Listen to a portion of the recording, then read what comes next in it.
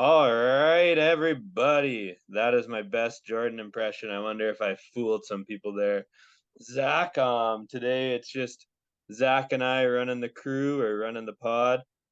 Jordan had to step away for a little while here, so hopefully we can provide you with the content you love without that beautiful deep voice of JC there. Zach, how are you doing today? Doing well, thanks. Today I think was the first day, at least in Saskatoon, that it hit 30 degrees. So, feeling a little sun-kissed today from the bike ride home. So, looking Oh, forward, looking forward to bed. I'm pooped. brave man biking to work. Although my bike to work would be downhill and it'd be easy. The bike home would be, I guess, rough going uphill the whole way. But yeah, it was 29 degrees in PA today. Holy. In the classroom, I think my classroom hit almost 25. Do you guys have a thermometer in your classroom you can tell or? No, I was spoiled because I used to have your old room and you have that beautiful bank of windows and uh natural light and now I'm in a interior room in Ooh. an old building that just overall doesn't really have any windows. So it's tough this time of year. Your eyes aren't ready for when you walk out at the end of the day. No, no doubt. That is that is a room. I really enjoy my room. I'll say that even though it was 25, it didn't feel as hot as that. The caretaker just hooked me up with a brand new fan, so it is a little breezy in there, which is nice. Fantasy wise, anything new going on in your life, or you just doing your best off season work? Actually, last week on Wednesday, uh, one of the super flex leagues that I'm in, we started our rookie draft, and we are just at the beginning of the sixth and final round of that draft. So, 6 rounds. Is that a DFS IDP, yeah. or IDP? For what am I saying? DFS for? Is that yeah? Yeah, yeah, it's IDP. a super flex IDP. So Okay. it's interesting because I'm of the mind that you always take players that could potentially start. So after that third round, I've been cleaning up on some of the top defensive players. Well, my league mates are going after skill players on offense that, well, maybe if they hit, that's good for them, but the likelihood of those guys hitting, I don't know what the odds are, but I'll let them take those guys and I'll keep winning with with the best defensive players. I'll keep winning. I like that. Keep winning. I haven't had any dynasty drafts start up yet for me. They should in the next few days here, though. We're gearing up for the one that you, Jordan, and I are all in. I have the third overall pick in that one, and then two other first round picks. So pretty excited about that. I've been trying to kind of kick the tires at the 101 and the 102 to see if I can move up to get some of that Bijan Robinson but I can't seem to do it. Those guys don't want to budge. They know what they got in value there, and you know what? I'll take what falls to me at the 103. Though I'm happy with Jackson or Gibbs, whoever falls there. So yeah. So how this pod will work today? Zach and I just kind of well, I threw together docket here quickly, and we got some news. Then we're gonna go through um, 3 rounds of Dynasty, maybe a bonus fourth, depending on how fast we get through it, and kind of a guy that we like in each round for value. So we're looking at a guy that we think might have a little bit more value than what he's going for currently. We're using Fantasy Pros for that. And then Zach, do you have a nice cold hot take for us today? Oh boy. Yeah, I can fudge my way around that. Thanks for the heads up, Armand. Oh yeah, always. Before I started the Zoom call, or we started this recording, Zach asked kind of what we were gonna do today, and my initial plan was just to hit record and then be like, Zach, this docket's new to you. Surprise, here we go, brother. But I gave him a little warning, but I decided to keep that one out of there for him. So good luck with your hot take today, Zach. Hopefully it sewers you for when we look at our standings later on in the season. As for news and notes, all right, so here we go. Washington Commanders, the Dan Snyder era is over, finally over. They've agreed to a deal. They just got to finalize the whole thing. Big news NFL wise, doesn't really have much fantasy impact. Or does it? What do you think, Zach? Well, I think this will be more of a NFL ramifications than fantasy.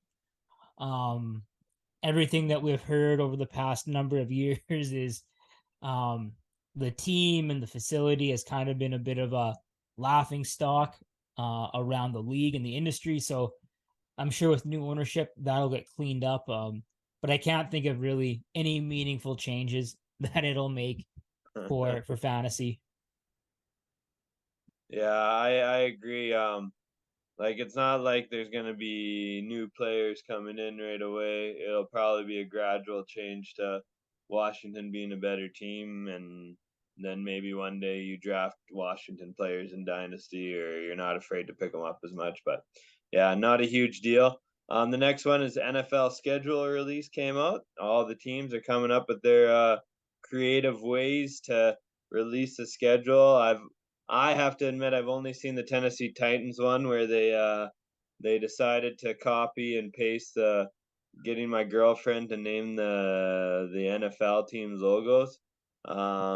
It was kind of amusing, but that one's getting a little old for me, I think. Any of your favorites, Zach, or any dynasty implications you can think of with this one? Uh Dynasty implications. Or Yeah, fantasy? actually, I'll say so. Um, this during that rookie draft, it was down between two linebackers in the fifth round for me. And I guess the coin flip for me was I looked at their bye weeks and I saw that the one had a bye week that overlapped with a few of the starters or the possible starters on my team. So took the other one hoping that, you know, in the event that I need this guy, he won't be on the same bye week as a few of my other players. So bit of a bit of a tiebreaker there, I guess, for two players that I really didn't know anything about outside of draft capital and college stats, really. Oh yeah.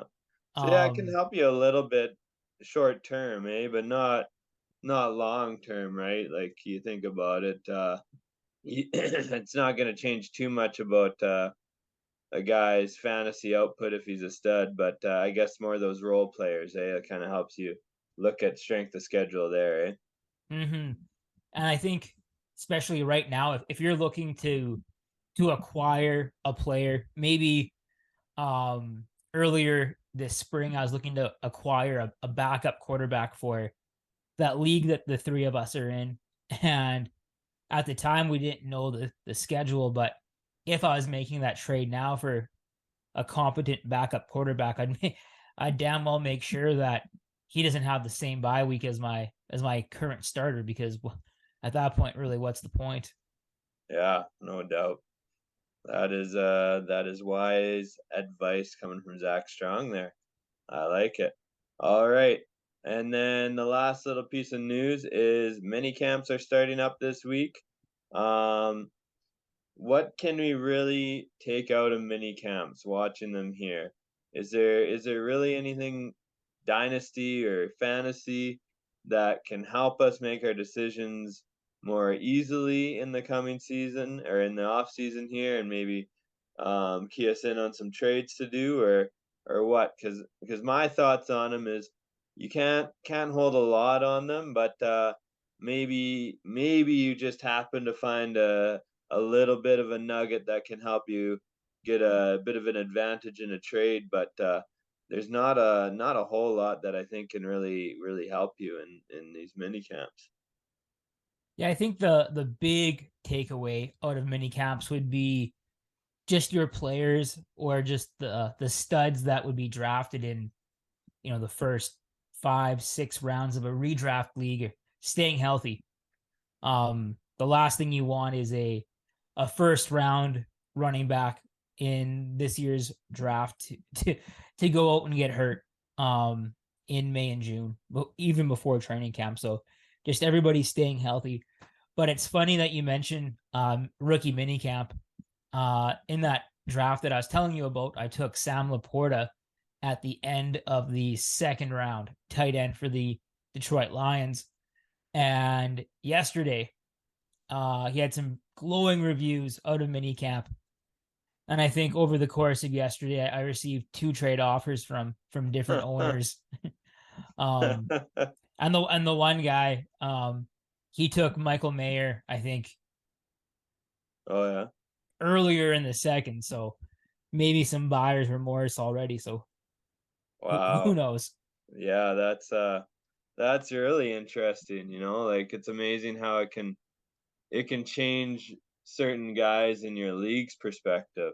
And maybe that's the big takeaway from mini camps is not necessarily where you value guys and maybe your value shouldn't change too much, but maybe you should be watching how value within your league changes on certain guys based on mini camps. Yeah, Um, could be a good chance for me to sell high on Laporta.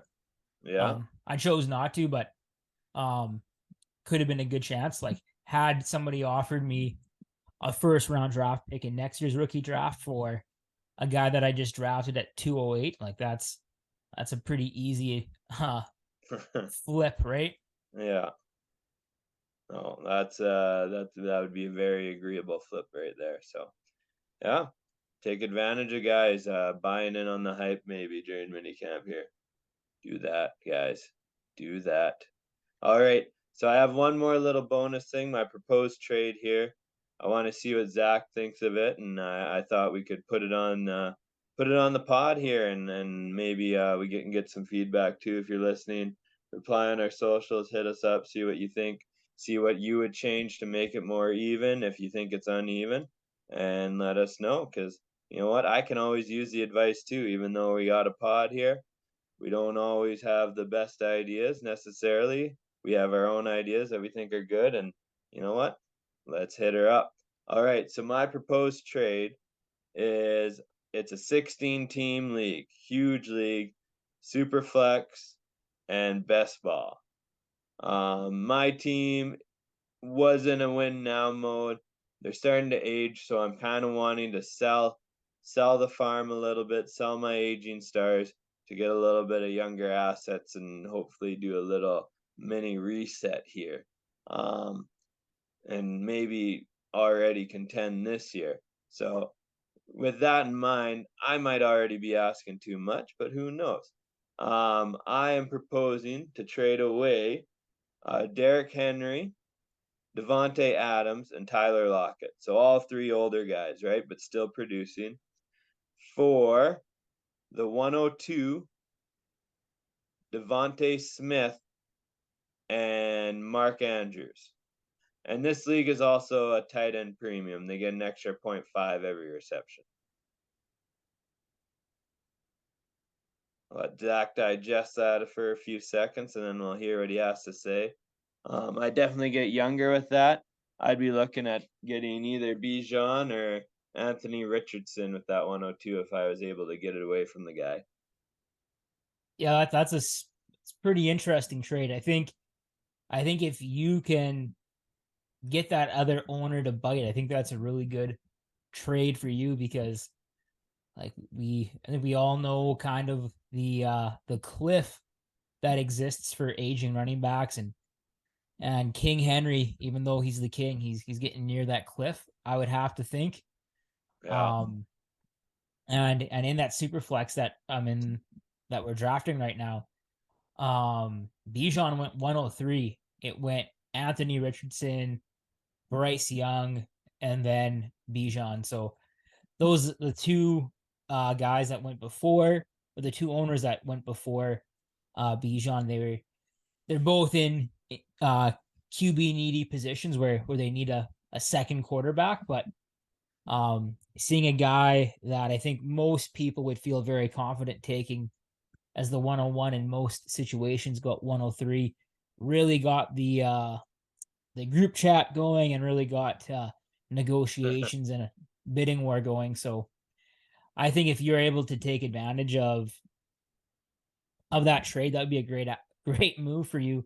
Not to mention those other two guys are great players as well in their own right. Like in a Yeah. 16 team league, like no question that both Smith and Andrews are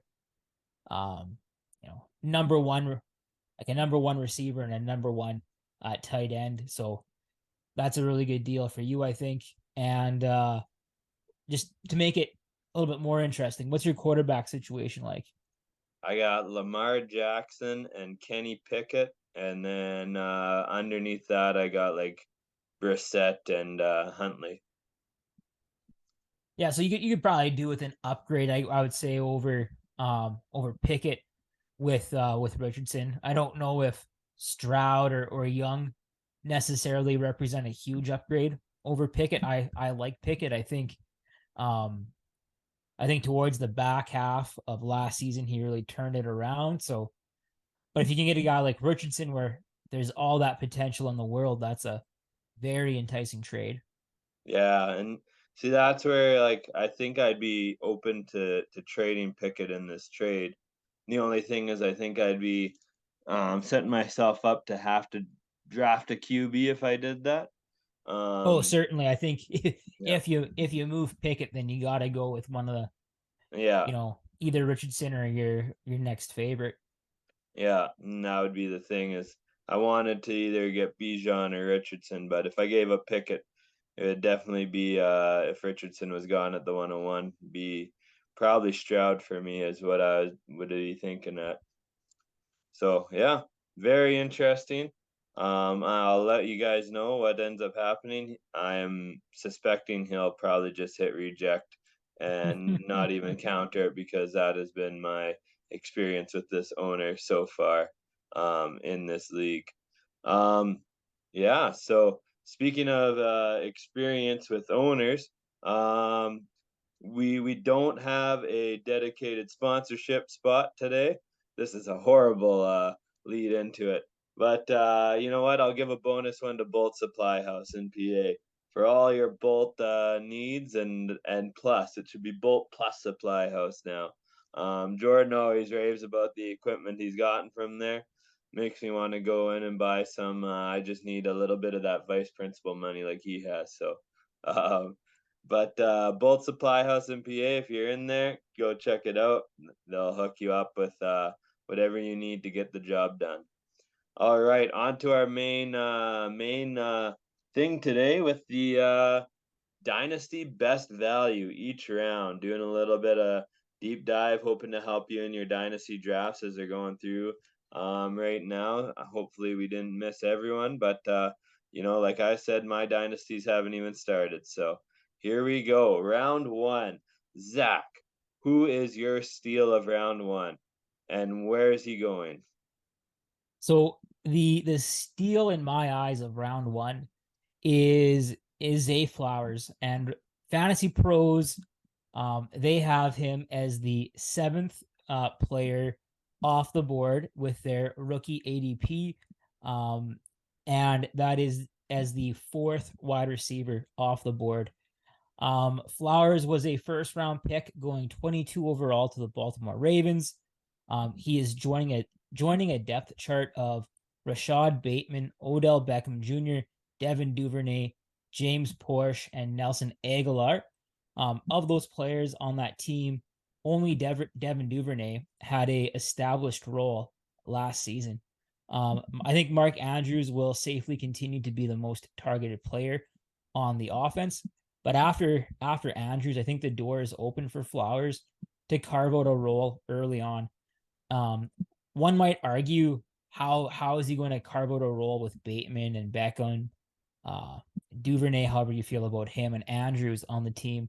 And I think a counter to that argument would be the Ravens knew what they had with Bateman, with Beckham, with Andrews, and they still chose to spend a first round pick on Zay Flowers. So clearly, I think they see a role for him on that team. They got rid of Greg Roman. They're bringing in a new offensive coordinator to work with Lamar. So I think there's a good opportunity for Zay Flowers to carve out a role with a new offensive coordinator who's going to be running a new offense.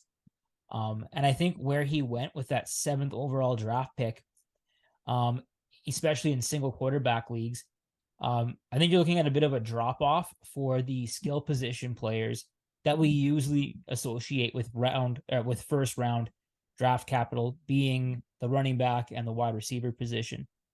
Flowers, I think, at seventh overall kind of represents that drop off, where after Flowers, the running backs and receivers that might go in the first round, maybe less talented than him or in a worse landing spot than he is. Or you're looking at taking a talented quarterback like Anthony Richardson or one of the top tight ends. So I think at seventh overall, Zay Flowers offers a really good value. I agree with that one. Like you said, that drop off there. There's nobody after him that I think, besides one, which is going to be one of my guys in round two here, is uh is a opportunity to become the number one option in their offense. But yeah, like what have we seen out of the Baltimore receivers as of late? OBG is getting old. Um, Bateman had all this hype, but he hasn't produced much yet. And Duvernay he's Duvernay. Like we know what he is. He's not gonna end up being a wide receiver one dominant out of the gate kind of guy. So Zay Flowers has the best potential to be that guy for Baltimore, to be the number one. The biggest competition for him is Andrews, and when you're competing with a tight end, like it could end up being like Kansas City, but even Kansas City's wide receiver one behind Kelsey can produce a decent amount of fantasy points for you. So I like that one, Zach. My number one out of the first round here. So going with the same thing, the ADP from Fantasy Pros here for the rookie onlys. Hey, I'm going down to almost the bottom of this round with Devin Achane.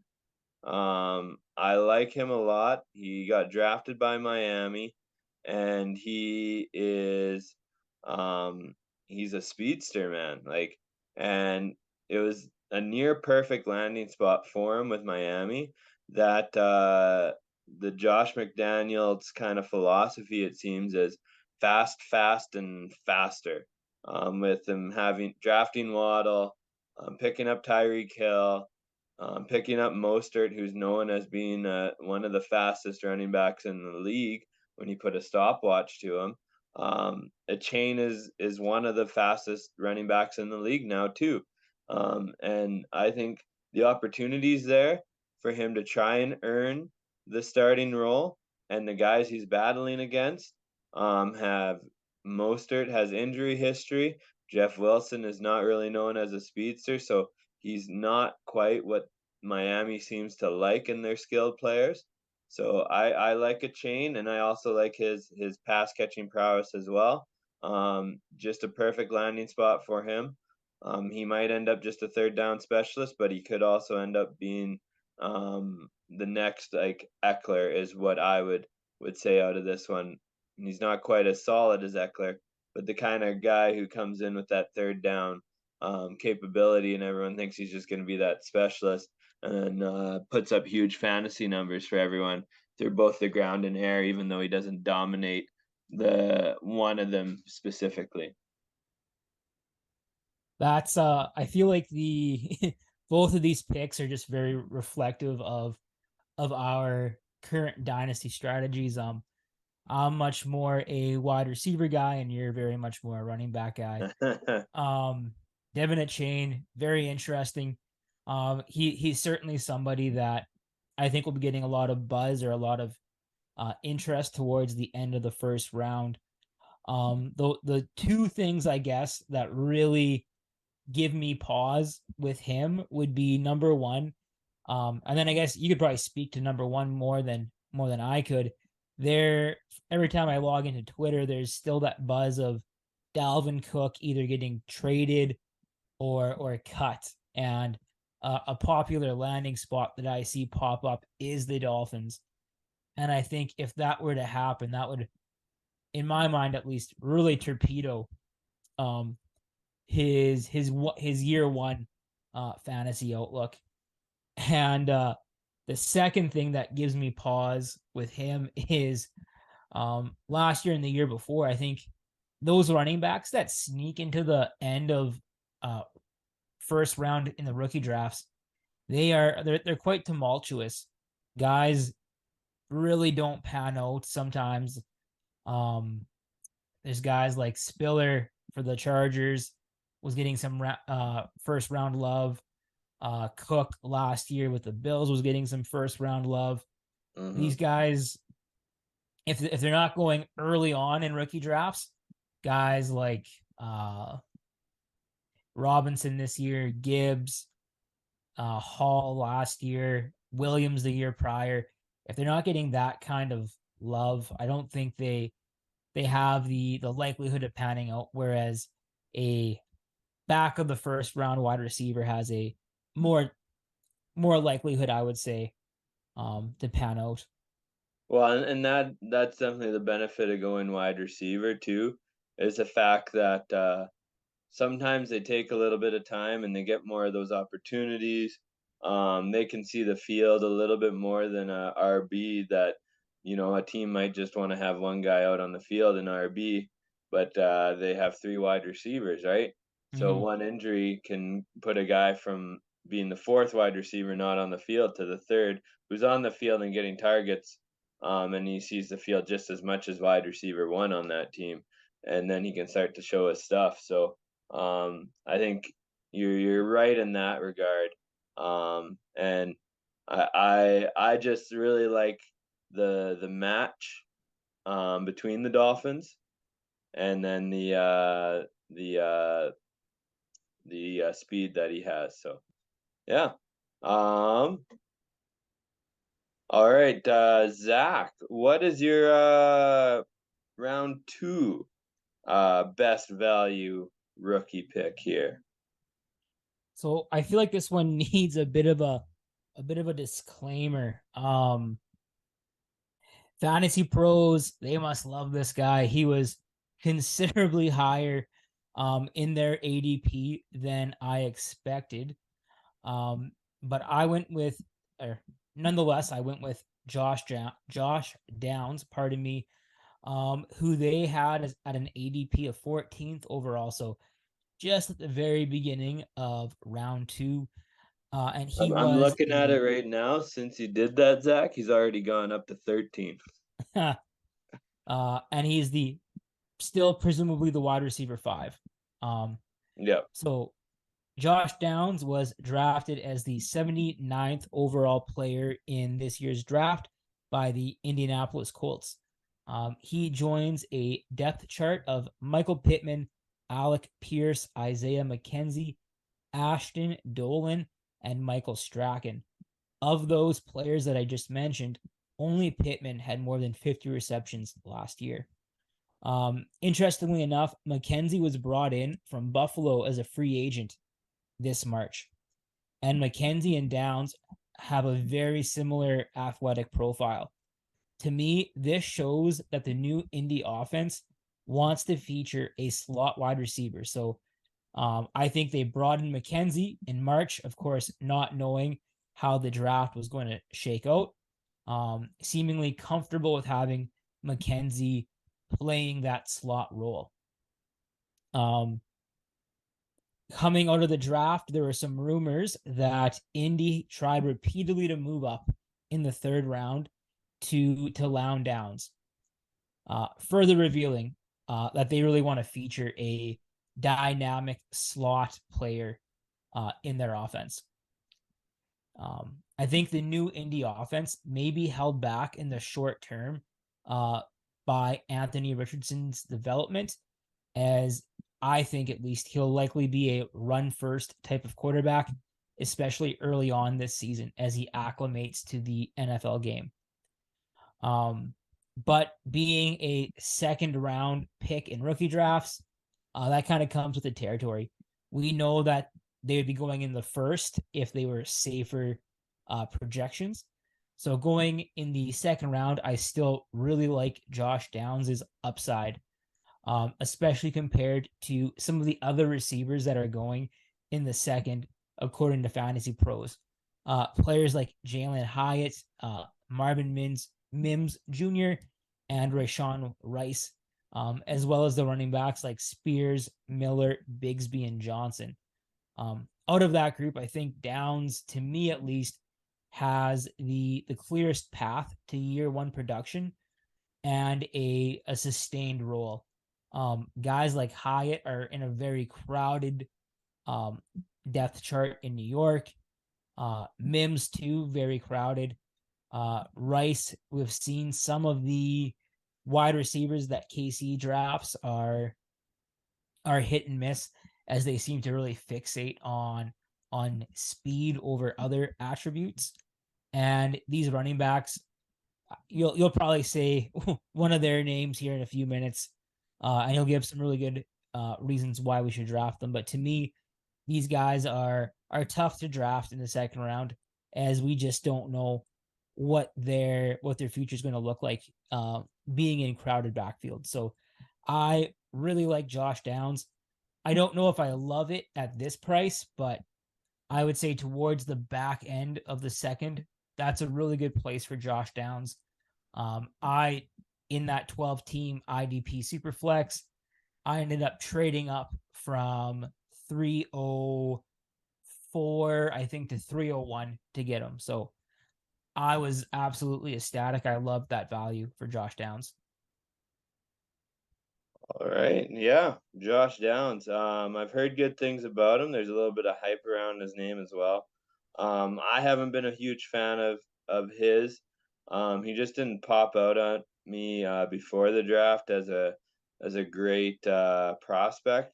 And then there's that fear of Richardson and having Pittman and Pierce in front of him. I'm actually a big fan of Alec Pierce, who's the wide receiver two for Indianapolis. So that made it harder for me to like Downs with him behind Pittman and Pierce, who I like better than Downs. And Zach, you think I'm going RB here, but I'm pulling an audible, and I am going wide receiver. And this wide receiver I like better than Downs. Currently, actually, on he, it's a little complicated here, so just follow along, see if you can keep up. Currently on the ADP for rookies for Fantasy Pros, he is actually in the third round. He is at 32 overall, wide receiver 11. And now here's where it can really tell you the value of this guy and why you should be drafting him in the second round. Is Fantasy Pros rookie rankings by their experts has Jonathan Mingo as 16th and wide receiver 6, ahead of Josh Downs and Rice, and just behind Marvin Mims Jr. And I'm going to do one better and say I'm going to like double down on Mingo here. I like him better than Mims. He's close with Zay Flowers for me, actually. So that's how much I like Mingo, and I'll tell you why. Okay, he is super athletic. Okay, he is a big body, and he landed in Carolina, so he is hitched to Bryce Young, the 101 in the NFL draft, for the first part of his career here. Bryce Young has to figure out every receiver in the room. He has just as much of a chance to be Bryce Young's go-to guy as the likes of Adam Thielen, DJ Chark, and Terrace Marshall. Okay, the other three wide receivers that will be fighting for targets in Carolina, I think. Um, Now Thielen has that veteran presence, but how long can you really rely on Thielen? And is Thielen really going to be 1,000-yard receiver, or is he just going to be that safety blanket for Bryce Young in the season here, and not going to be the big play alpha wide receiver for Carolina? It could be Mingo. It definitely could be Mingo in my mind. And to put the icing on the cake, when I watched his college film, okay, I really like to watch college film, and this is what sold me on Jalen Waddle is watching his college film and seeing one of the catches that he made in college that was just incredible and like you can't do unless you have the talent. It's not a you catch that ball off of a um, mistake or it's like uh, miracle happened. Like you need the talent to catch that. And that was the same with Mingo. There was a few catches where it was like holding off on a DB, catching it with the other hand, type stuff, or get going through contact to catch the ball while he's getting hit and in hand fights with DBs. And so you might be worried because he's with the DB on these for these catches, but he's fast. He's got the speed. He's got the quickness. It just he was covered on that route. Guys get covered, and he was able to make those contested catches. And that is what I love about Mingo when I'm watching his college tape. And that is why you should draft him in the second round. Zach? So what you're saying is come Wednesday afternoon, it's that 107, 108 draft slot that you have 107, I have 108 in our dynasty league. You're going to take Jonathan Mingo, right? Uh, no, I don't think so. That I second don't have round. to I don't have to trade up to get my guy. Or are you taking him 108? Most likely not. So But if he. if you take him, maybe my guy might slide a little bit further. Oh, okay. Okay, that's fair. That's fair. Um, No, I'm thinking maybe I have the 203 and the 111. So looking at in that range probably for Mingo for me. Don't tell too many people that. If you're listening to the pod, just don't tell anyone in my dynasty league, okay, guys? We're you listen. It's a cone of silence right now. Don't tell my dynasty co-managers Mingo. All right, Zach. Going round three here now. Um, Moving on up. This is where we really have to dig deep and find the diamonds in the rough. I find myself come dynasty rookie drafts at round three. If there's no one I like, I'm usually trading it away, and same with round four. I'm trading those picks away usually. So, who's worthy of me picking them up instead of trading it away, Zach? so this kind of ties into what you said at the beginning of your breakdown for Mingo.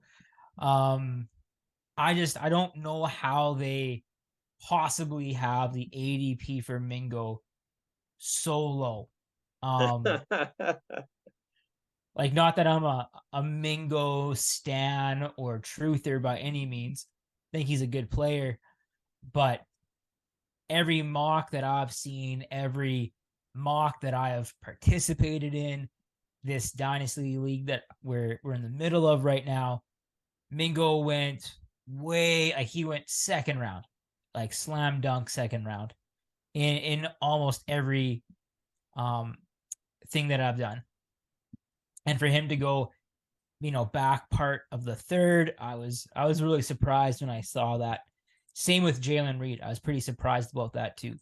Um, Another player that I was really surprised about being in the third round was this guy here, Kayshon Boutte, wide receiver for the New England Patriots. Fantasy Pros has him as the 30th overall pick, wide receiver 10. And I think if you're taking Butte in round 3, you're doing you're living on the edge, because this is a even in the 3rd round, this is truly a boom or bust pick. Because he was drafted 187th overall by the Pats. And he is joining a depth chart of Juju Smith Schuster, Kendrick Bourne, Devontae Parker, and Tyquan Thornton. Of those players, only Parker had a meaningful role for the Pats last season. Um, all those guys, I think, at least the Patriots have a lot of wide receiver 2s and wide receiver 3s on their team, but they lack a true number 1 alpha wide receiver. And I think part of the allure of Kayshon Boutte is we saw that he could be a team's alpha as early as his true freshman year at LSU. And prior to the start of this past season of college football, a lot of draft analysts had Boutte as a first or second round NFL draft pick in their preseason NFL mock drafts. But this season, Brian Kelly left Notre Dame, went to LSU, and it seemed like almost immediately Boutte fell out of favor with the staff at LSU while battling some nagging injuries. Towards the end of this season, it seemed like he was kind of turning things around, finding his role in the offense, but had a really disappointing season. So disappointing that rumor has it he didn't declare early as much as Brian Kelly told him to declare early because you're not welcome back at LSU. Oh, Yeah, not what you want to hear, right? no. Um, and then he followed that up by testing quite poorly at the NFL Combine. But a lot of people have attributed that to still getting over those nagging injuries in his lower body. So with Keyshawn Boutte, there's a very real chance that he won't make it onto the Pats final roster coming out of training camp. But he also has the potential to not only stick on the roster, but to contribute early. And if he performs like he performed early on in his college career, there is a very real chance that by, as early as next season, he could be the number 1 receiver on the Pats. Um, that's kind of a combination of the Pats don't have much competition for that number 1 role, but also he was a stud in year 1 in college. So, as funny as it sounds, in the 3rd round, Boutte is a boom or bust pick where, come September, he's already a free agent and you have to cut him. Or you might have somebody that contributes a little bit this year, but next year really hits his stride and is a producer for you. Not to mention all the Boutte team names that you could come up with. So Just do it for the name. yeah, Do it for the name, guys. Do it for the name. I like that one, Zach. I like that, especially in the later rounds, right, where you know enough about a guy who got drafted late to know that he was an up and comer. He was doing really well. If he would have got drafted a year earlier, he would be the talk of the town. But because of something that went awry in his last year at college, he's suddenly fallen down the charts. It's a sneaky pick because they have proven themselves. I did this with Justin Ross last year out of Kansas City. He was a Clemson wide receiver. He would have been a first round draft pick coming out of college, but he ended up having a weird spinal fusion or something going on in his back. Scary. Scary for a prospect. Like you never know, right? But I got him as a 4th round pick in our draft, and you know what? Why not throw a 4th round pick at a guy who's proven that he can do it at a high level? He just needs the health to figure it out, rather than a guy that's healthy but hasn't shown that he's figured it out yet. So my round 3 pick, um, I originally wanted to go with Chase Brown, but I think I've talked enough about him on the podcast the last few episodes. So I pivoted and I went with the guy who is currently ranked at 24. His ADP is a little bit higher than that, I believe. But it is Hyatt, the new wide receiver for the New York Giants, coming out of Tennessee.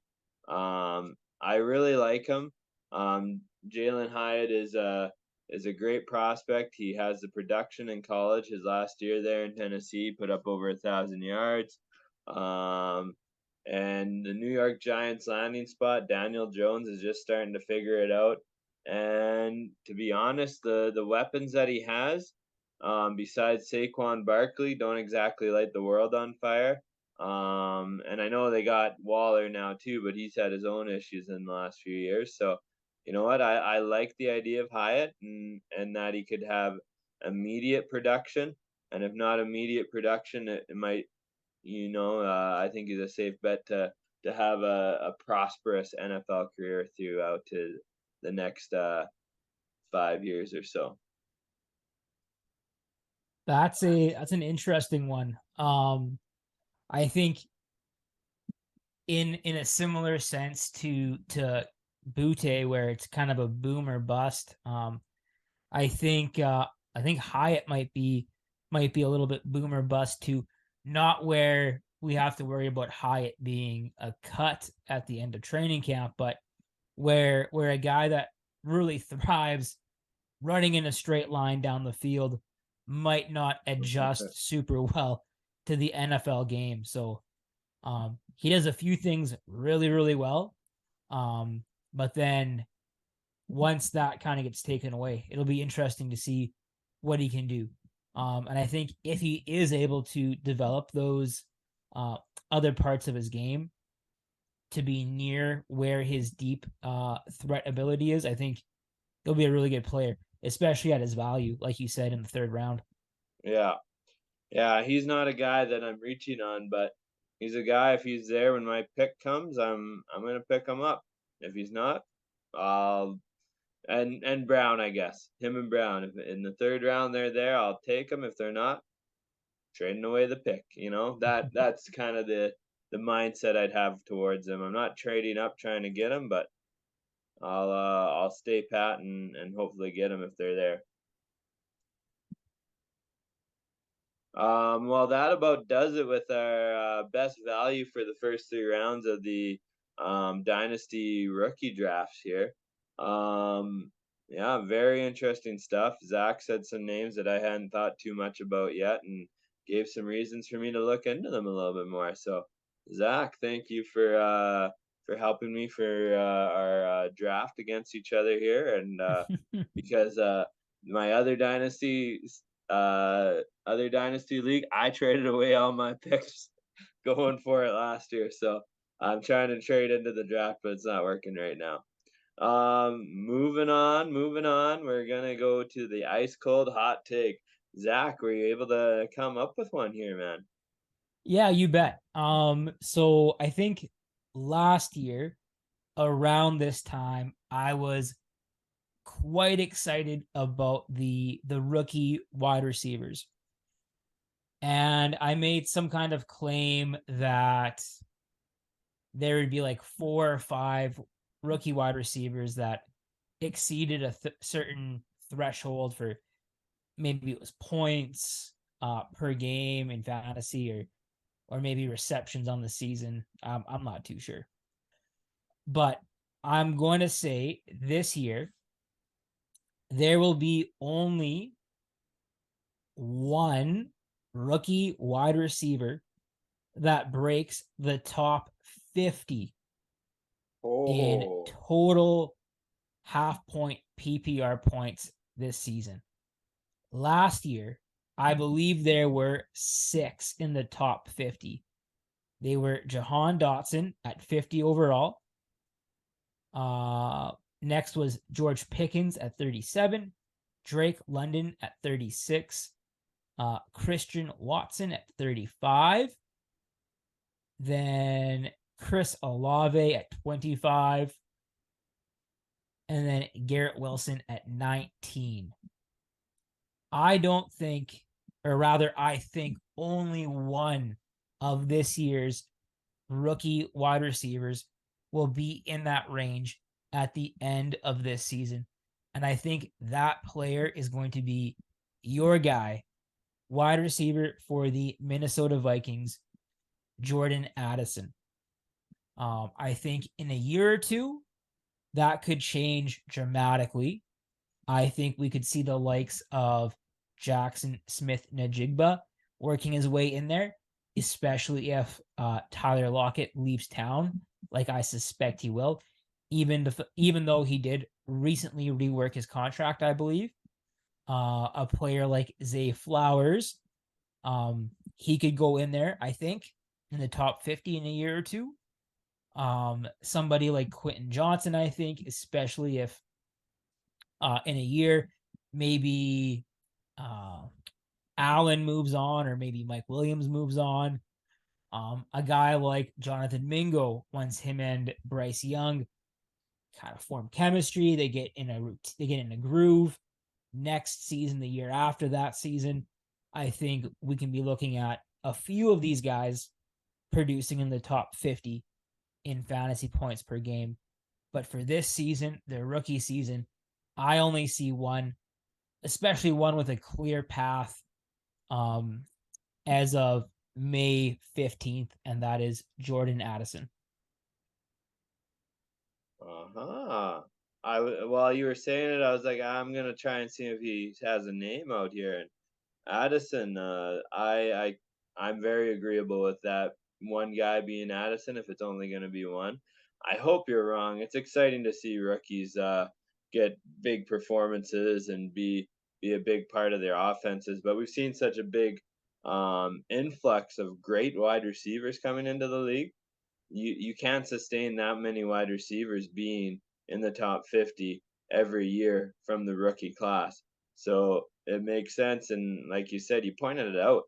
A lot of them don't have a clear path to being the number one guy or even the number two guy necessarily, right? Whereas Jordan Addison, he's a first round pick for the Vikings who like to throw the ball, and he only has Justin Jefferson in front of him. Now it's Justin Jefferson, so hopefully the Vikings start spreading the ball around more. But yeah, I can get on that. So you're telling me, Zach, if when our draft comes around here, when Bijan and Gibbs get picked 1-2, 1-1, 1-2 there, and I'm staring at Jackson Smith Najigma, I should maybe consider trading down to 104 and taking Addison instead. If you believe in Addison at 103, why wouldn't you just take Addison at 103? Um, you would hate to be the guy that tries to get cute and go back a pick, and then the guy that trades up snakes Addison on you. Hey, you know what? If it ended up being Jackson Smith the Jigba for me, I'd be happy with that because that's who I would actually pick at 103 if Gibbs I and think that's the Robinson were gone. most I think that's the most sensible pick, I think. Just like long range, looking at it long range, I think Jackson Smith Najigba is the more talented player. Um, but I think for this year, yeah, Addison's kind of a slam dunk. I Okay. think I think Jackson Smith Najigba, he'll kind of be a player that doesn't have the same flair or production that you might expect from the wide receiver one in a rookie draft. So there's a chance that if you're interested in Jackson Smith Najigba, maybe we can acquire him later on this rookie season when that owner might be a little bit frustrated that their new toy isn't producing as well as they expected. Hey, good idea there, Zach. Thanks for the thoughts and the strategy going to our listeners there. That about wraps it up for us today, fellas, or fella. Or anyone listening, I guess you're part of the fellers today. Zach, you got any closing remarks? Any great last nuggets of wisdom to hit us with before we say goodbye? Just Armand, take your time on Wednesday. I have a big meeting Wednesday morning that can't be on my phone, so take your time. Oh, I don't think I'll have to. Yeah, I think 102 might take some time. We'll see. We'll see. Yeah, thanks for listening, everyone. Hopefully this helps you in your dynasty drafts, and like Zach said, take your time with your dynasty draft. Makes the guy sweat. Make people think you're trying to make a big trade or something. There's a guy at our school here and who likes to use all the time on the clock for our redraft league. Employ that strategy. If he's listening, he knows who he is, and anyone from the school knows who he is when I'm talking about it. So you use that strategy. Make him think you're making moves or something. Make them think you're smarter than you are by taking your time with your pick. But that wraps it up for us today. Just Zach and I coming at you, and hopefully we see Jordan again here soon. Praying and thinking about his family as he uh, as he stepped away for a little bit here. Until then, talk soon. Oh, I think I nailed that. Yeah, that's a good way to leave. Goodbye.